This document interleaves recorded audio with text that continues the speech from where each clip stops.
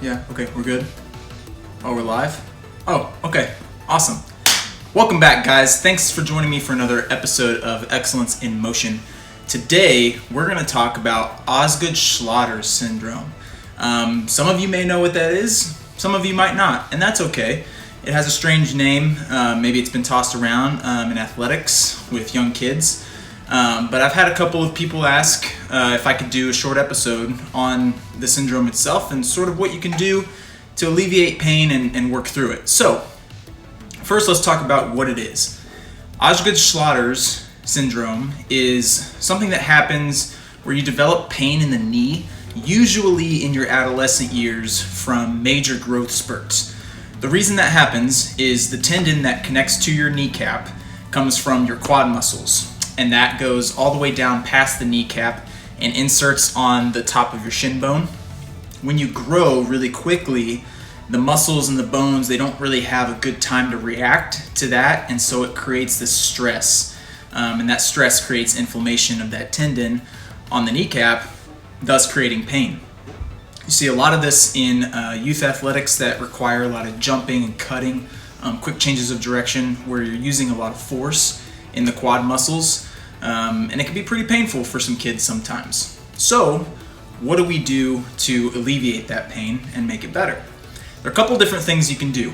You can, one, try to do some compression with either a strap that you can purchase on Amazon, or you can do a neat little trick with pre-wrap that I'll talk to you about in a sec.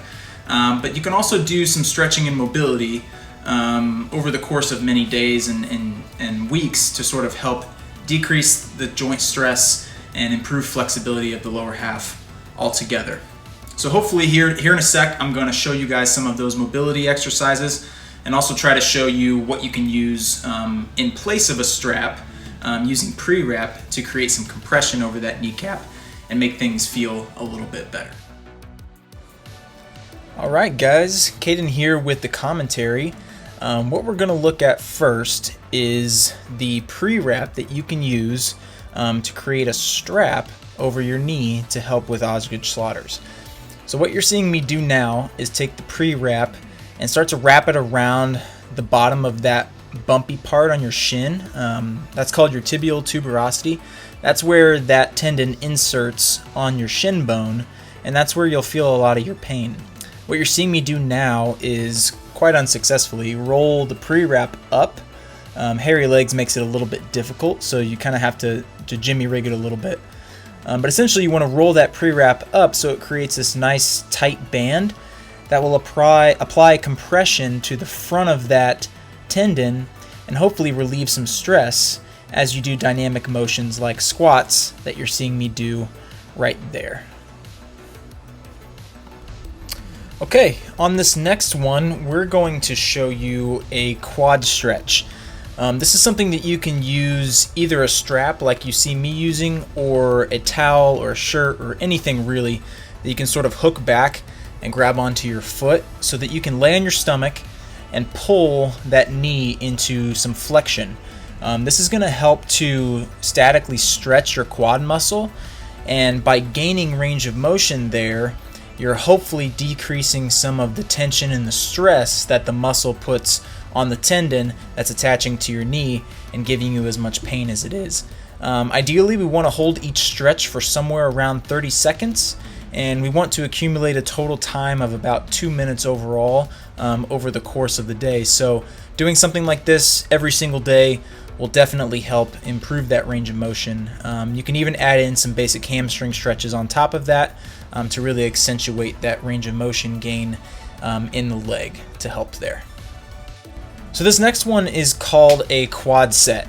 What we're trying to accomplish here is low intensity muscle strengthening that doesn't require a large range of motion that might add too much intensity to the quad tendon and might cause more pain. This is a good way to make sure that you're not letting that muscle sort of wither away and atrophy. So you want to hold these for about 6 seconds at a time and do at least 10 total in one single set.